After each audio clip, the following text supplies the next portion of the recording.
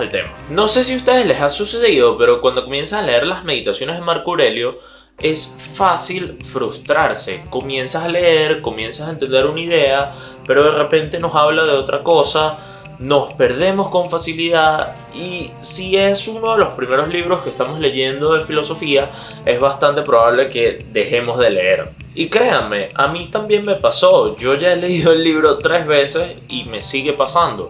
Comienzo a leer sobre algo, entiendo una idea, después me habla sobre otra cosa. No hay ni un patrón lógico en ese libro.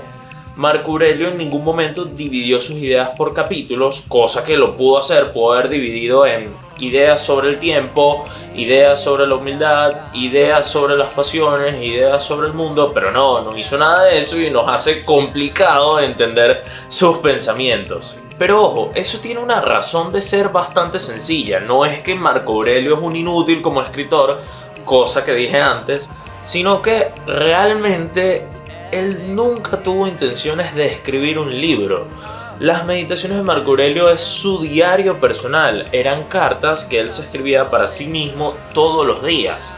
Y en ningún momento, bueno, no sé si a ustedes les pasa, cuando se escriben para ustedes mismos, no es que dicen, bueno, esta idea voy a cambiar tal palabra para que se oiga mejor, o voy a organizar mis propios pensamientos de esta forma. No, eran cosas para él, y por lo tanto no se preocupaba en difundir sus pensamientos. Ante esa problemática he decidido organizar las meditaciones de Marco Aurelio en 5 ideas básicas para que cuando vuelvan a leer el libro lo entiendan mejor y no pasen por el mismo camino de frustración que pasé yo. Ya es la 3ª vez que me lo leo y aún así es de mis libros favoritos. Pero bueno, empecemos. La primera gran idea que vamos a conseguir es el control de nuestra percepción.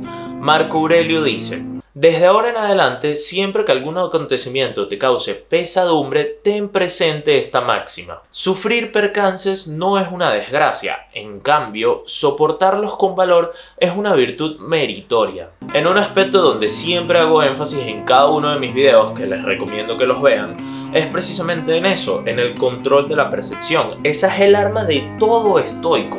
A través de ella lograban convertir los sufrimientos, una situación adversa, en situaciones cotidianas de la vida, o todo lo contrario, lograban convertir situaciones donde fueron bastante exitosas en también cosas cotidianas de la vida. Y básicamente el primer paso de toda persona que se inicia en el estoicismo es aprender a controlar su percepción de las cosas, y en el caso de las meditaciones de Marco Aurelio no es la excepción. La segunda idea que podemos conseguir es aprender a lidiar con las demás personas. Marco Aurelio dice: apenas amanezca, piensa todos los días. Hoy encontraré a alguna persona que tenga alguna de estas faltas. Que sea un indiscreto, un ingrato, un insolente, un embustero, un envidioso y un egoísta. Una de las cosas donde más se desarrollaron los estoicos fue precisamente a aprender a lidiar con las demás personas.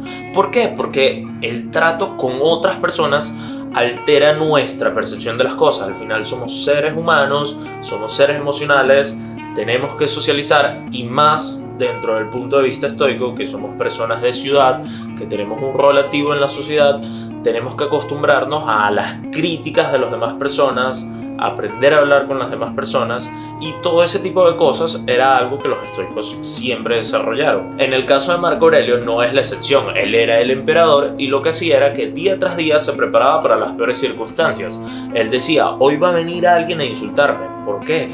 Él siempre se esperaba lo peor de las circunstancias, de manera tal que si al final del día no lo insultaban, oye, fue mejor de lo que se esperó. A su vez, se preparaba mentalmente para esas situaciones porque sabía que lidiar con las personas no es nada fácil. Si una persona nos insulta, es muy fácil perder nuestra percepción de las cosas. Nos descontrolamos y pasamos a ser seres emocionales completamente, y eso no es nada estoico. Pero ojo, no estoy hablando de que el estoico no es una persona nada emocional. No, sino que hay que ser racionales, tomar decisiones conscientes, y el trato con las demás personas, lidiar con los demás, las críticas, alteran nuestra percepción con facilidad. No en vano se han causado guerras y millones de conflictos, todo porque alguien nos insulta y nosotros como: ¡no, no puede ser! ¡Se metieron conmigo! Y Bueno,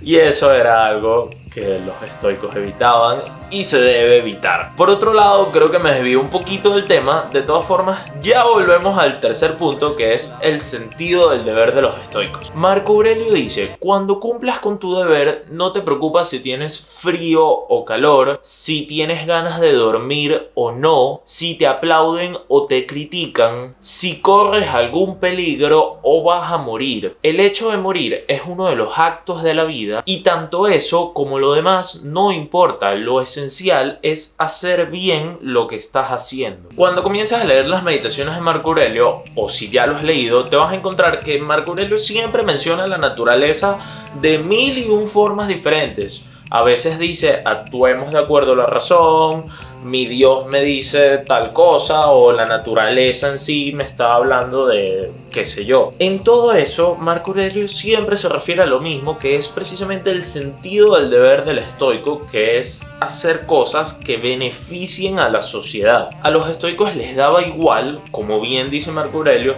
si tengo frío o calor, si pasé una semana sin dormir, si tengo hambre o me estoy quejando.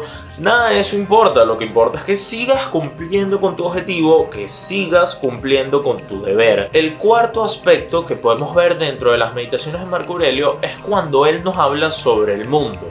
Hay una frase donde dice: la ciencia de la vida tiene más relación con el arte de la lucha que el arte de la danza, porque es preciso estar siempre preparado a sostener con firmeza circunstancias súbitas e imprevistas. La percepción que tienen los estoicos del mundo es bastante realista. Ellos no veían el mundo como: bueno, si pienso que todo será positivo, todo me saldrá bien y no tendría nada malo que sucederme. Ellos tampoco veían el mundo como: a la mierda todos, esto se va a quemar. Ni lo uno ni lo otro. Al final eran bastante realistas y ellos sabían que se tenían que preparar tanto para las buenas circunstancias como para las malas circunstancias. Ellos sabían que el mundo es muy complejo, que está lleno de injusticias, que los iban a insultar, que iban a sufrir injusticias constantes, y también todo lo contrario. Sabían que los iban a alabar, sabían que, bueno, a lo mejor podían alcanzar la fama. El punto es que ellos conocían tanto el lado malo como el lado bondadoso de las personas, y lo que hacían era prepararse para ambas circunstancias. De ahí vienen muchos de los ejercicios estoicos de compararse con la inmensidad del mundo, de la visualización negativa, del disconfort voluntario.